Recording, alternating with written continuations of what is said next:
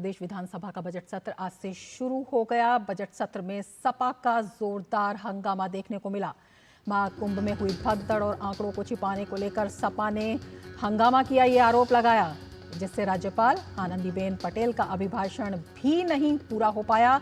राज्यपाल आनंदीबेन पटेल बगैर पूरा अभिभाषण पढ़े विधानसभा से 12 मिनट में ही निकल गईं।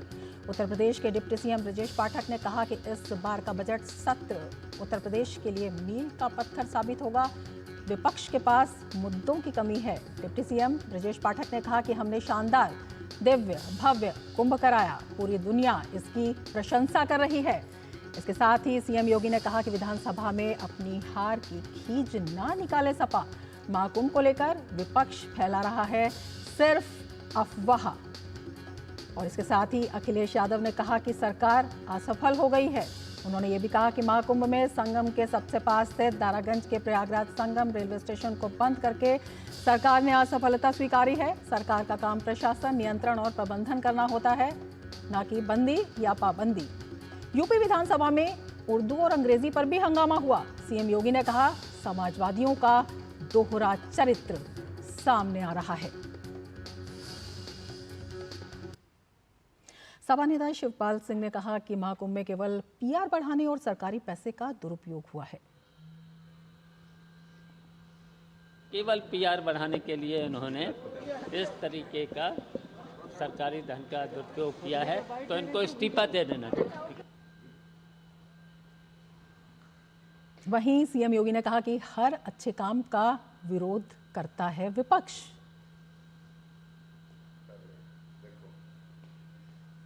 अच्छे कार्य का विरोध करेंगे।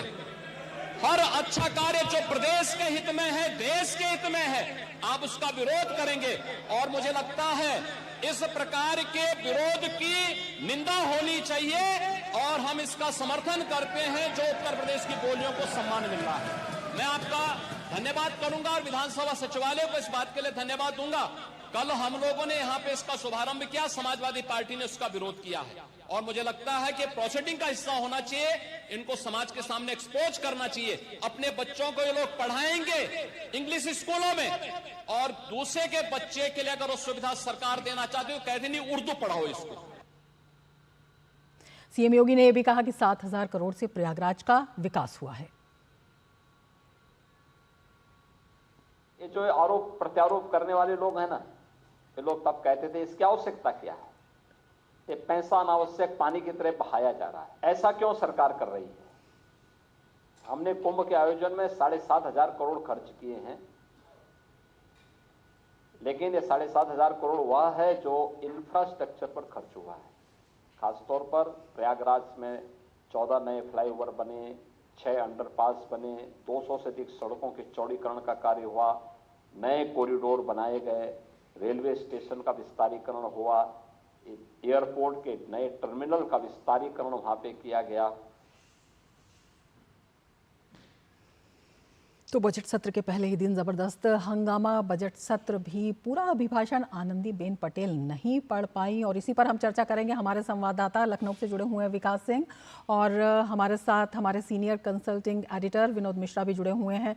विनोद जी, आपसे जानना चाहेंगे, बजट सत्र खुद ही नहीं चलने दिया सपा ने और खुद ही कह रहे हैं कि सरकार के पास उपलब्धियां नहीं है, मुद्दे नहीं है, किस तरह से देखते हैं? रमा, विकास जी वहाँ पे हैं और विकास इसमें ये बताएंगे कि आज ये पहली बार देखने को ऐसा मिला इस बजट सत्र में कि कम से कम उर्दू और अंग्रेजी के नाम पे ये पहली बार विधानसभा में इस तरह का हंगामा देखे। क्या विकास, कम से कम आप इस बात को तो खुद का वहाँ गवाह हैं कि ये बताइए कि फ्लोर का लैंग्वेज क्या हो, इसके लिए सपा की मांग कि फ्लोर के लैंग्वेज उर्दू हो और इसके लिए सपा का ये हंगामा किस तरह का, ये एक तरह की सियासत है यूपी में कि भाषा को लेके और उर्दू को फ्लोर लैंग्वेज बताने की बात पे जब सीएम योगी इस बात को लेके जवाब दे रहे थे कि अपने बच्चे को अंग्रेजी स्कूल में पढ़ाएंगे और लोगों को कहेंगे और दूसरे गरीब बच्चे को उर्दू पढ़ाएंगे, उसको मौलवी बनाएंगे, तो ये जो सियासत है वो सियासत यूपी को किधर ले जा रही है विकास? सियासत है और सियासत सिर्फ है वोट बैंक की राजनीति की। निश्चित रूप से कि कठमुल्लापन से ये प्रदेश ये देश आगे नहीं बढ़ सकता है। सीएम योगी ने विपक्ष को घेरा इस बात को लेकर। उन्होंने कहा कि आज जब दुनिया आगे बढ़ रही है, प्रदेश आगे बढ़ रहा है, लोगों को आगे बढ़ाने की ज़रूरत है, ऐसे में आप बात करते हैं उर्दू की, जबकि आपके अगर देखा जाए परिवार में आपके बच्चे कहाँ पढ़ रहे हैं। इन खास तौर से जो उर्दू पढ़ाने वाले जो होते हैं, जो मदरसों में होते हैं, अगर उनके बच्चों की अगर बात की जाए, अगर थोड़े भी सक्षम हैं तो उनके बच्चे एक अच्छे कॉन्वेंट स्कूल में पढ़ रहे हैं। एक उच्च स्तर की शिक्षा की ज़रूरत है। समाज में हमारी जो आने वाली पीढ़ी है वो उसमें विकास में अगर भागीदारी करेगी तो उसको हर लैंग्वेज की जानकारी होनी चाहिए, हर भाषा का सम्मान होना चाहिए। ऐसे में आप सिर्फ पुरानी बातें जोड़ते हैं, वोट बैंक की बातें जोड़ते हैं और ख़ास तौर से जो उर्दू के नाम पर एक मुस्लिम तुष्टीकरण की बात करना चाहते हैं। ये सीधा साधा मुख्यमंत्री योगी आदित्यनाथ ने जवाब दिया और बिल्कुल सबके सामने ये बात आई कि किस तरीके से समाजवादी पार्टी, चाहे बात की जाए वो संभल की, चाहे बात की जाए वह प्रयागराज महाकुंभ की, वह सीधे सीधे सवाल उठाती है जो सवाल वाजिब नहीं होते हैं।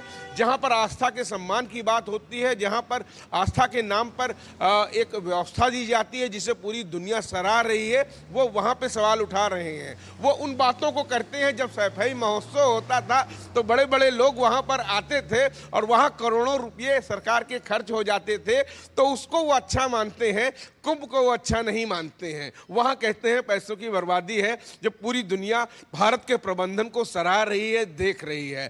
तो ये विधानसभा का आज पहला दिन था बजट सत्र का, ये विपक्ष की वानगी थी। कोई जंजीरों में आया तो कोई साइकिल पे आया, लेकिन विपक्ष विकास जी, ये जी। हम लोग ये जानना चाह रहे थे आपसे कि आप यूपी में जो वहाँ विधानसभा में आए हुए माननीय विधायक हैं, कोई पूर्वांचल से हैं, उनकी लैंग्वेज उनकी भोजपुरी है, कोई वहाँ अवध के क्षेत्र से हैं, लखनऊ और आसपास से हैं तो उनकी अवधी है, यहाँ पश्चिम यूपी से आए हुए हैं तो उनकी जुबान अपनी हिंदी और ये चीज़ें हैं। तो आप ऐसे में फ्लोर के प्रतिपक्ष के नेता का ये मांग कि फ्लोर का लैंग्वेज ही अंग्रेजी के बदले में हिंदी कर दिए, उर्दू कर दिया जाए, ये सपा की ये राजनीति जो है वो एक तरह से ये दिखा रही है कि सीधे सीधे सपा किस दिशा में यूपी की राजनीति को ले जाना चाह रही है। क्या अगर भोजपुरी बोलने वाले लोग हैं, विधायक हैं, तो क्या वो भोजपुरी में नहीं बोल सकते, या अवधी में बोलने वाले लोग अवधी में नहीं बोल सकते, जो उनको कहा जा रहा है कि आप उर्दू का ही फ्लोर लैंग्वेज बना दीजिए? बिल्कुल अपनी मातृभाषा का सम्मान हो, और ये लगातार हम देख रहे हैं पिछले 10 सालों से देश में किया जा रहा है और वही उत्तर प्रदेश सरकार ने किया है आज विधानसभा में। क्योंकि अपनी भाषा पे हर किसी को गर्व होता है और वो अगर अपनी स्थानीय भाषा में उसे बोलता है, चाहे वो अवधी हो, भोजपुरी हो, ब्रज हो, इन भाषा चाहे बुंदेलखंडी हो, इन भाषाओं को शामिल करने की बात जो कही गई है, ये एक सम्मान की तरीके है उस क्षेत्र के रहने वाले वहाँ के जनप्रतिनिधि और वहाँ की जनता का सम्मान की बात होती है। अगर आपको सिर्फ तुष्टीकरण के कारण ही हर व्यक्ति पर उर्दू थोपना चाहते हैं और स्वयं अगर कारित किया जाए तो आपके बच्चे सिर्फ अंग्रेजी स्कूलों में पढ़ते हैं और दूसरों को आप उर्दू की बात कहते हैं, तो ये एक पिछड़ेपन की निशानी है। आप समाज को किस दिशा में ले जाना चाहते हैं? चंद वोट बैंक के कारण, तुष्टीकरण के कारण, ये साफ है, ये पूरा सदन जानता है। समाजवादी पार्टी जो बात कर रही है वो सदन के साथ साथ आम जनता ने भी सुना है, वो भी इस बात पर चाहती है कि उसकी बात उसकी लैंग्वेज में अगर उसका जनप्रतिनिधि वहां पर उठाता है तो उन्हें भी गर्व होता है, अपनी मातृभाषा पर गर्व होता है और ऐसा ही होना चाहिए। किसी तुष्टीकरण के कारण एक चीज जबरदस्ती किसी पर थोपी नहीं जानी चाहिए, लेकिन लोग वोट बैंक के चलते, अपनी जो पार्टी की नीति है बांटने के चलते, वो लगातार यही बात करते नजर आ रहे हैं और सीएम योगी ने इसी बात को लेकर समाजवादी पार्टी को घेरा है। बिल्कुल, समाजवादी पार्टी कहीं ना कहीं घिरती हुई नजर आ रही है और कई मामलों पर, कई मोर्चों पर घिरती हुई नजर आ रही है। जो तुष्टीकरण है वो साफ तौर पर विकास दिखाई दे रहा है। इसके अलावा भी जो दिव्य कुंभ है, महाकुंभ है, और अगर देखें तो दुनिया भर में पहला एक ऐसा आयोजन है जिसमें बड़ी संख्या में लोग, करोड़ों लोग वहां पर शिरकत कर रहे हैं, उस पर सवाल उठाना और उसमें वीआईपीज़म का जो उन्होंने सवाल उठाया है, और खुद जब सपा के नेता जाते हैं तो वो वहां पर किस तरह से, क्या वो सामान्य आदमियों की तरह वहां पर, सामान्य लोगों की तरह वहां पर स्नान कर रहे हैं, ये भी अपने आप में एक बड़ा सवाल और दोहरा चरित्र दिखाता है। बिल्कुल, ये दोहरे चरित्र की ही बात है, चूंकि सबसे बड़ी बात है कि वहाँ पर जो लोग जा रहे हैं, अब आस्था का सम्मान हो रहा है, सनातन के रंग में रंग रहे हैं, अमीरी गरीबी का भेद मिट रहा है, रंग भेद मिट रहा है, लिंग भेद मिट रहा है, और सबसे बड़ी बात हो रही है कि यह कुंभ एकता का महाकुंभ बनता जा रहा है। एक समरसता जो वहाँ से उभरी है, उस पर समूचा विपक्ष बौखलाया हुआ है और वो नहीं चाहता है। चूंकि विपक्ष की राजनीति हम अगर बात करें तो समाज के बिखराव से ही वो अपनी राजनीति की शुरुआत करता है। अलग अलग जातियों में बांटकर, पंथों में बांटकर वो अपनी पार्टी को मजबूत करने की कोशिश करते हैं, और उनको लगता है कि इतना बड़ा आयोजन हो रहा है, अगर ये लोग एक होकर रहेंगे तो उनकी आने वाली समय की राजनीति का क्या होगा, इसीलिए प्रश्न चिन्ह उठाते हैं, जिसकी पूरी दुनिया सराहना कर रही है। आज करोड़ों लोग प्रतिदिन, यह औसत है कि प्रतिदिन करोड़ों लोगों से ज़्यादा लोग महाकुंभ में पहुंच रहे हैं, और वहां पहुंचने वाला हर व्यक्ति उस व्यवस्था की तारीफ कर रहा है जो उसको वहां पर सहूलियत दी गई है, जो सनातन का सम्मान किया गया है, जो इन सब चीजों पर हर व्यक्ति गर्व कर रहा है। अभी रमा अपने शो में दिखा रही थी धर्मेंद्र यादव का। रमा, मैं यही जानना चाह रहा था कि इस देश में कि एक कुंभ को लेके जो समाज का आयोजन कुंभ है, आज से नहीं सैकड़ों वर्ष का आयोजन है, लेकिन समाजवादी पार्टी के मुखिया अखिलेश यादव का न जाने क्यों सबसे ज़्यादा अगर टारगेट निशाने पे कोई है तो कुंभ का आयोजन ही है। आप पिछले दिनों से देखें, कुंभ के आयोजन से पहले और अब तक सपा के हैंडल से और सपा के नेता की तरफ से कुंभ के आयोजन को लेके जितने उसमें भद से भद उनकी टिप्पणी हो सकती है वो कर रहे हैं। कल की बात के आप दिखा रहे हैं कि धर्मेंद्र यादव सांसद हैं, वो कह रहे हैं, सपा के नेता कह रहे हैं कि वीआईपी लोगों के प्रोटोकॉल में यूपी की पुलिस लगी हुई है और आम लोगों के को जो है कुंभ के ट्रैफिक जाम में और लोगों की समस्या हो रही है। उनके नेता वहां रील बना रहे हैं। कुंभ में आयोजन में 30 गाड़ियों के काफिले को लेके वो पहुंच रहे हैं संगम त्रिवेणी घाट पे, और वो रील बना रहे हैं, और वहां की हालत देखिए, और वो वीआईपीज़म और वो प्रोटोकॉल की बात करते हैं। खुद से नेता अखिलेश यादव खुद जाके कुंभ में स्नान कर सकते हैं परिवार के साथ, वो पूरा वीआईपी प्रोटोकॉल को लेके। तो ये कैसे चलेगा कि नेता खुद अपने लिए प्रोटोकॉल मांगते हैं और बाकी जब कभी राजनीति करनी हो तो लोगों की मुश्किलों को सामने में लाते हैं। लोगों की मुश्किलें तो उनके कारण है। ये समझने की जरूरत है कि ये समाज का आयोजन यूपी के गौरव बढ़ाने वाला आयोजन है।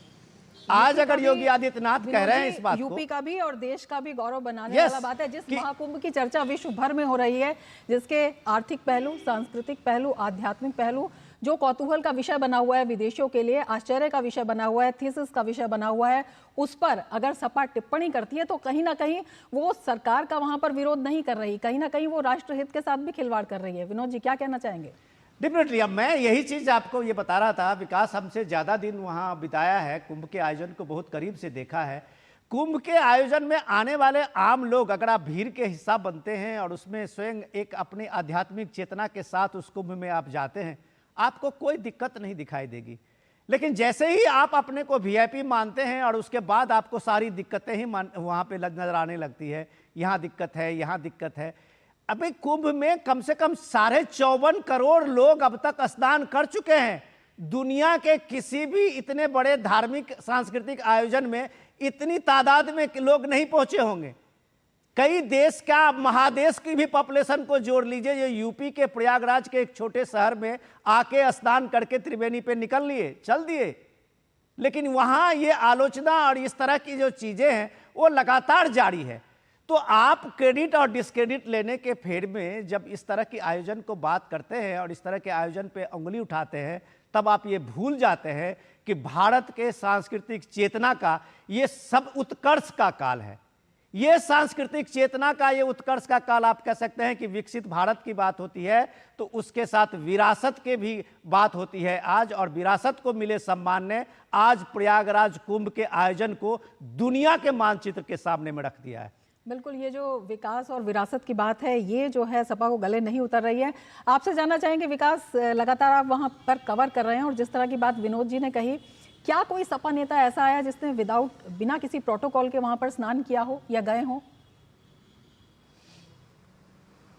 देखिए, मैं एक बात और आपकी बात में जोड़ना चाहूँगा। सबसे पहले उससे शुरुआत करना चाहूँगा, जो अभी अभी हमारे पास आंकड़ा आया है उसमें 55 करोड़ का आंकड़ा स्नान करने वालों का पार हो गया है। तो ऐसे में आप समझ सकते हैं वहाँ पहुँचने वाला जो भी सनातन को समझने वाला है वहाँ पर जाकर आस्था अपनी पूर्ण कर रहा है, उसको किसी प्रकार की कोई तकलीफ नहीं हो रही है, क्योंकि वह धार्मिक कार्यों में गया हुआ है। वो वहाँ लग्जरी के लिए नहीं जाते हैं, और जो लोग लग्जरी के लिए जाते हैं उनको मानसिक रूप से कष्ट होगा, लेकिन वहाँ पहुँचने वाला हर व्यक्ति वही होता है जो सनातन में आस्था रखता है, और वहाँ पहुँचने वाला हर व्यक्ति उसके रंग में रंग जाता है, एक अंतः सुख पाता है, एक शांति पाता है वहाँ पर पहुँचने के बाद। और जो स्नान पूजन करता है और जो समस्त जो प्रक्रिया होती है पूजन अर्चन की, दान पुण्य होता है, उसके बाद वो अपने आप को धन्यभाग समझता है, क्योंकि यह कुंभ का जो पूर्ण योग कहा गया है 154 वर्षों बाद यह पूर्ण कुंभ का महायोग बना है। इसमें हर सनातनी चाह रहा है कि वह वहाँ पहुँचकर आस्था की डुबकी लगाए। फिर वो किसी पार्टी से जुड़ा हुआ होता है। इन लोगों की पार्टी से भी, विपक्ष के भी तमाम सारे नेता गए हैं और उन्होंने वहाँ पर विधिवत पूजन अर्चन किए हैं, लेकिन वो यह बात कैमरे पर नकारेंगे, कैमरे पर और वो बात नहीं बोलते हैं। लेकिन हमने कई बार उनको देखा है कि वो विधिवत वहां पर पूजन अर्चन करते हैं और अपनी आस्था का सम्मान करते हैं। चूंकि पार्टी लाइन है, बिल्कुल यही जो दोहरा रवैया है ना विकास, उनके लिए ज्यादा प्रमुख होता है। बिल्कुल यही जो दोहरा रवैया है, ये जो है कथनी और करनी में अंतर दिखाता है, और किस तरह से एक जो महापर्व है जो पूरी दुनिया में चर्चा का विषय है, गौरव का विषय है, भारत के लिए तो है ही, उस पर जो है सवाल उठाने वालों के ऊपर ही सवाल उठ जाते हैं। बहुत शुक्रिया विकास और बहुत शुक्रिया विनोद जी इस तमाम डिस्कशन के लिए। आप तो हमारे साथ बने रहेंगे विनोद जी। विकास बहुत शुक्रिया तमाम चर्चा के लिए।